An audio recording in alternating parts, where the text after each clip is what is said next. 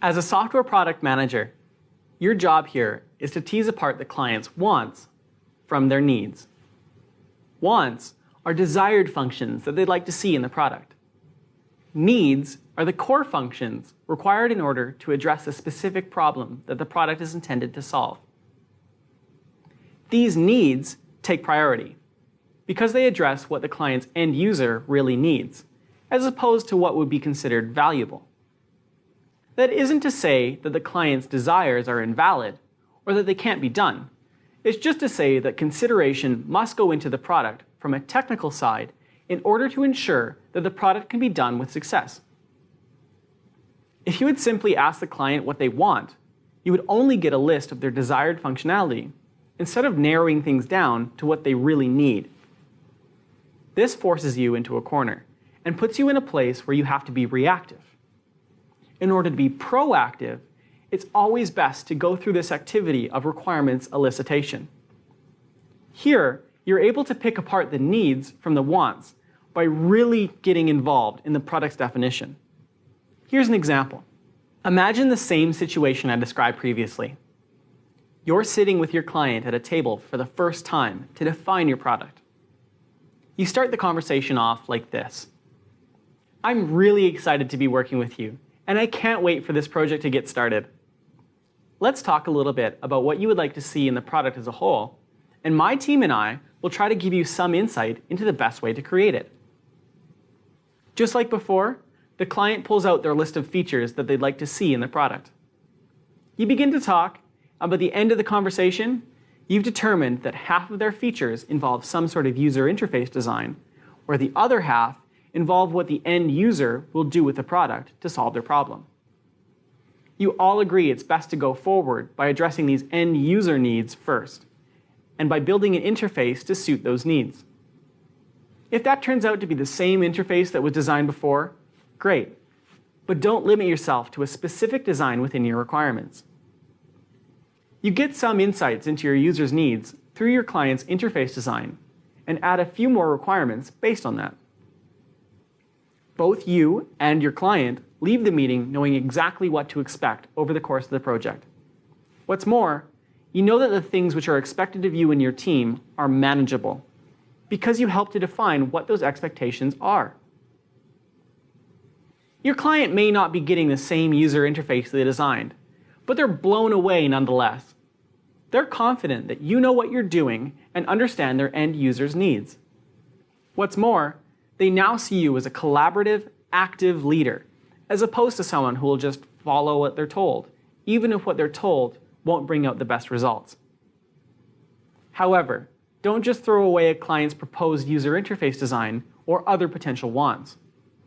While a particular interface may not be necessary for the app to address client needs, they still prove incredibly useful for discussion and for developing other needs that might not have been noticed before. Let's test your knowledge. Which of the following is not an activity associated with the specification phase? A. Eliciting requirements. B. Gathering requirements. C. Expressing requirements. Or D. Managing requirements. The correct answer is B. Gathering requirements. Remember, gathering requirements is different from eliciting requirements in the way that the software product manager interacts with the client. Eliciting requirements is the correct activity to carry out, not gathering requirements. So you just figured out what your client needs and what you're expected to create. Awesome. Now, how do you frame these requirements in such a way that your team can use them to create a product? That is what the activity of expressing requirements is all about. Where requirements elicitation is the act of teasing out the needs from the wants, requirements expression is the act of getting those needs into some usable form. Most of the time, your requirements start off as a set of scribbles on a notepad taken during a requirements elicitation meeting with your client. They're usually overly simplified and not extremely well thought out, but that's okay. You're just starting to define things with your client anyway. It's a good start, but there are better ways to express what your client needs. These needs can take the form of a use case, a user story, a storyboard, and many other representations. They can be textual or graphical, detailed or simplistic. Different projects require different means of expressing them. In this course, we will cover many of these means of expression. So, now you've elicited your client's requirements and expressed them in a way that your team can use to create the product. You have a big list of requirements your client needs. What's next? In Scrum, the next step is to prioritize those requirements. The idea here is to take the big list and distill it down even further into what must be done, what should be done, and what could be done. Then, once you have your requirements prioritized in this manner, the next step is to plan and estimate those requirements.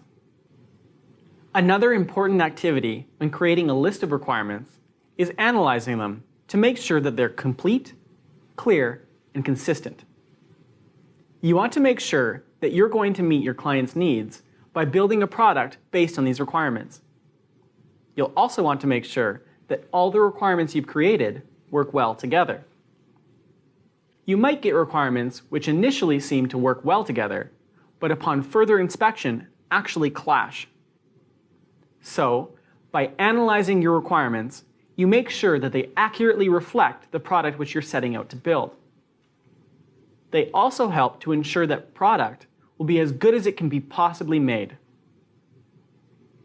Morgan and I are going to do our best to make sure you know how to create good requirements by continually evaluating and improving upon them. In Scrum, what is the step which happens after requirements have been elicited and expressed from the client and placed in a large list, also known as a product backlog? A. Development. B. Requirements prioritization.